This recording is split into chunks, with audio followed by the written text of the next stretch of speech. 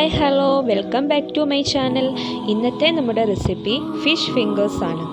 കുട്ടികൾക്കൊക്കെ ഒരുപാട് ഇഷ്ടമുള്ള ഒരു സ്നാക്കാണ്. അപ്പോൾ നമുക്കിതിൻ്റെ പ്രിപ്പറേഷൻ വീട്ടിൽ തന്നെ എങ്ങനെ ഈസി ആയിട്ട് ചെയ്യാമെന്ന് നോക്കാം.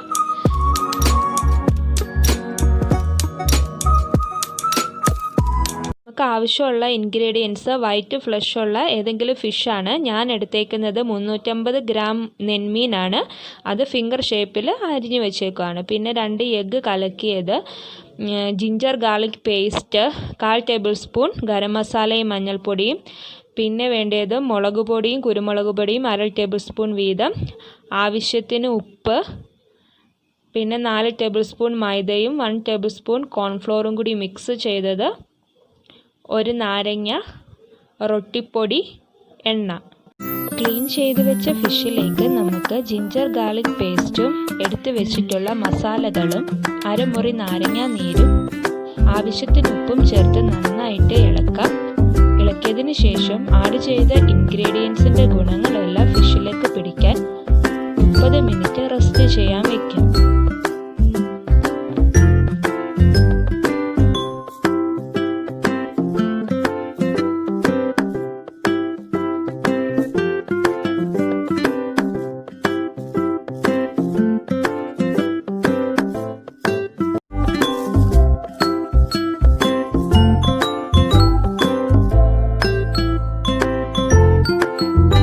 അരമണിക്കൂറിന് ശേഷം മസാല തേച്ച് വെച്ചിരിക്കുന്ന ഓരോ മീൻ പീസുകളും കോൺഫ്ലോർ മൈദ മിക്സിൽ കവർ ചെയ്തെടുക്കുക.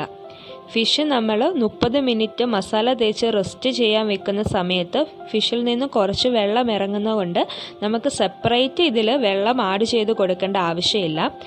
ഇങ്ങനെ കവർ ചെയ്തതിന് ശേഷം നമ്മൾ ഫ്രീസറിൽ ഒരു 10 മിനിറ്റ് വെക്കുകയാണെങ്കിൽ ഈ കോൺഫ്ലോർ മൈദ മിക്സ് ഫിഷിലേക്ക് നന്നായിട്ട് ഫിക്സ് ആവും. ഫ്രോസൺ ചെയ്തതിന് ശേഷം നമുക്ക് ഓരോ പീസും എഗ്ഗ് മിക്സ് ചെയ്തതിനകത്ത് മുക്കിയെടുത്തിട്ട് ബ്രെഡ് പൊടിയിൽ കവർ ചെയ്തെടുക്കണം. ഇങ്ങനെ എല്ലാ പീസും ചെയ്തെടുക്കുക.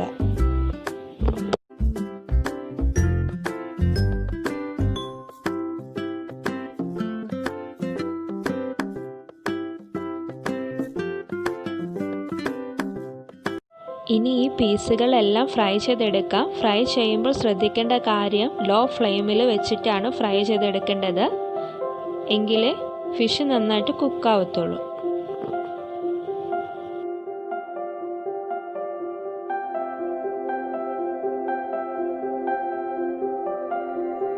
ഒരു സൈഡ് നന്നായിട്ട് കുക്കായതിനു ശേഷം നമുക്ക് അടുത്ത വശവും കൂടി തിരിച്ചിട്ട് കൊടുക്കാം.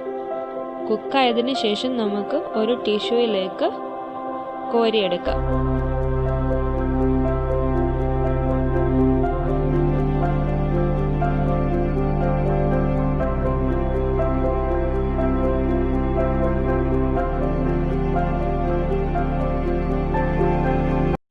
അങ്ങനെ നമ്മുടെ ടേസ്റ്റി ആയിട്ടുള്ള ഫിഷ് ഫിംഗർ റെഡി ആയിട്ടുണ്ട്.